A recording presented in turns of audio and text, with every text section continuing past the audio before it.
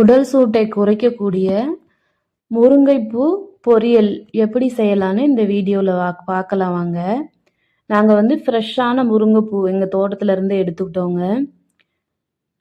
ஃப்ரெஷ்ஷாக இன்றைக்கி தான் பறித்தோம். இந்த பூ எல்லாத்தையும் அந்த குச்சியெலாம் இல்லாமல் ஃபுல்லாக க்ளீன் பண்ணி எடுத்துக்கலாங்க. பாருங்கள், இந்த மாதிரி தான் அந்த பூவை மட்டும்தான் எடுத்துக்கணும். குச்சியில் இருக்க அந்த இதெல்லாம் எடுத்துக்கக்கூடாது. முட்டை பூ இருந்தாலும் எடுத்துக்கலாம், அதையுமே சேர்த்துக்கலாம். இந்த மாதிரி பூ எல்லாத்தையும் பறித்து எடுத்துக்கலாங்க.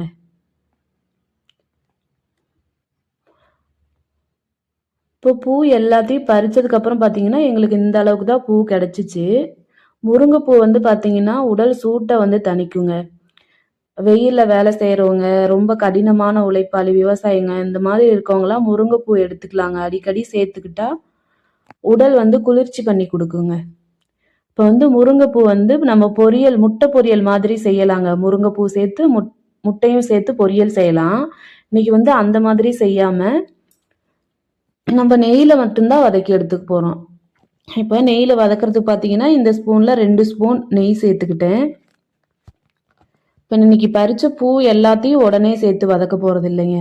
நம்ம வந்து பாதி பாதியாக தான் 2 நாள் வச்சு சாப்பிட்ற அளவுக்கு தான் வதக்க போகிறோம். அதனால இதில் பாதி மட்டும் இன்னைக்கு எடுத்து வதக்கிக்கலாங்க.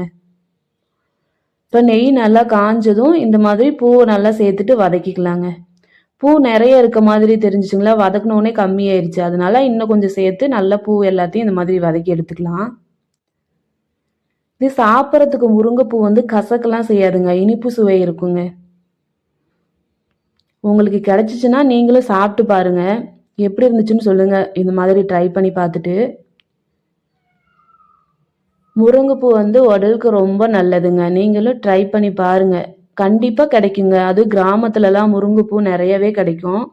காயை வந்து வேஸ்ட்டாக தான் ஆகும். அதுக்கு முன்னாடியே இந்த மாதிரி பூ பறித்து பொரியல் மாதிரி செஞ்சும் சாப்பிட்லாம். இந்த மாதிரி நெய்யில் வதக்கியும் சாப்பிட்லாம். உடம்பு சூடு குறையும். இப்போ மறாவது நாள் வதக்குனதுங்க இந்த பூ வந்து. இந்த மாதிரி நாங்கள் நெய்யிலே தான் வதக்கி சாப்பிட்டோம் ஃபுல்லாகவே, பொரியெல்லாம் செய்யலை. இந்த மாதிரி நீங்களும் ட்ரை பண்ணி பார்த்துட்டு எப்படி இருந்துச்சுன்னு சொல்லுங்கள். மீண்டும் அடுத்த வீடியோவில் சந்திக்கலாம். பாய்.